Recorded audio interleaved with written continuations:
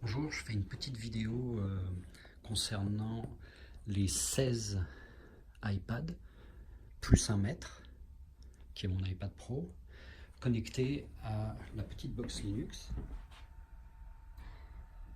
dont le Wi-Fi est géré par la borne AirPort. La borne AirPort, on le voit, est connectée en Ethernet sur la box Linux, ce qui fait que la box Linux récupère l'Ethernet de la borne, l'Internet de la borne par câble, donc c'est super rapide, et puis la borne AirPort émet un Wi-Fi. Voilà, c'est assez simple. Donc là, évidemment, j'ai pu connecter les 16 iPads comme on le voit là, sans souci. Et j'ai de bonnes performances. Je dois avouer que j'ai des bonnes performances. J'avais fait une vidéo où je montrais cette même config avec le Mac Mini 2018, j'avais des moyennes performances. Là, j'ai des bonnes performances. Donc, ce qui montre que la borne AirPort peut suffire finalement en termes de rapidité, qu'on peut trouver mieux. De toute façon, elle est plus fabriquée, donc il faudra passer sur autre chose, mais qu'on peut trouver mieux puisqu'elle est limitée à 450 mégabits et on trouve des appareils équivalents, à peu près de la même taille, à peu près de la même forme, qui montent à 800 mégabits par seconde, voire 1 giga 3.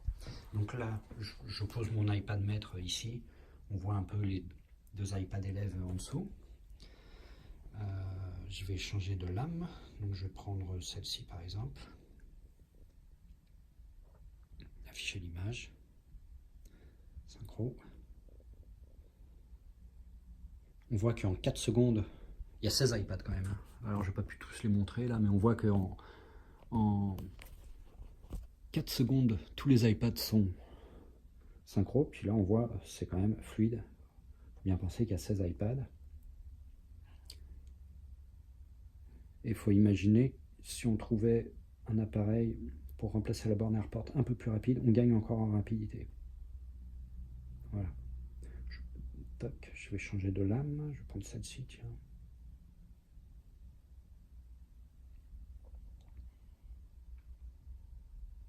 Voilà, pareil. Je vais m'approcher de certaines, hein.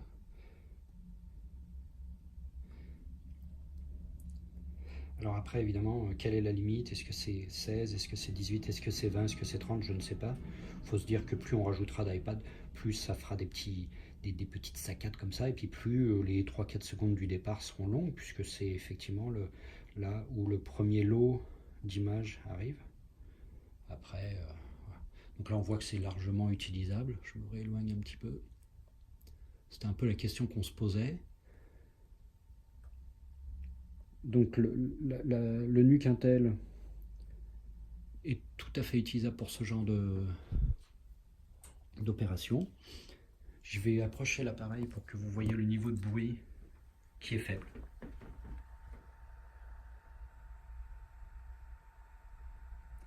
Là, le téléphone est à 10 cm de l'appareil. Si je me mets là je suis à 1 mètre, 1 m 50.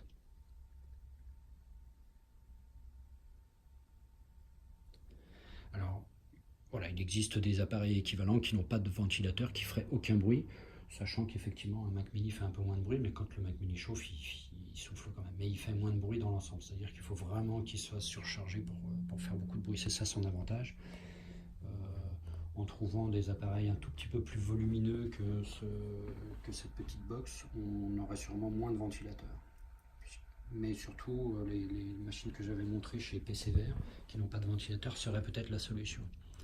La solution au fait que la gamme des Mac Mini 2018 pose problème. Donc la gamme des Mac Mini 2019 posera problème aussi. Voilà, je ne vais pas essayer toutes les lames. Ça fonctionne, c'est plutôt bon, c'est bon signe. Ça veut dire qu'on a une solution relativement simple. Il faut imaginer que ici, soit ce serait inclus dans un boîtier, soit ici on mettrait un cordon très court, un cordon qui ferait juste ça, un cordon qui fait 15 cm, qui irait juste de là à là, et ça ferait quelque chose d'assez propre. Voilà, à bientôt.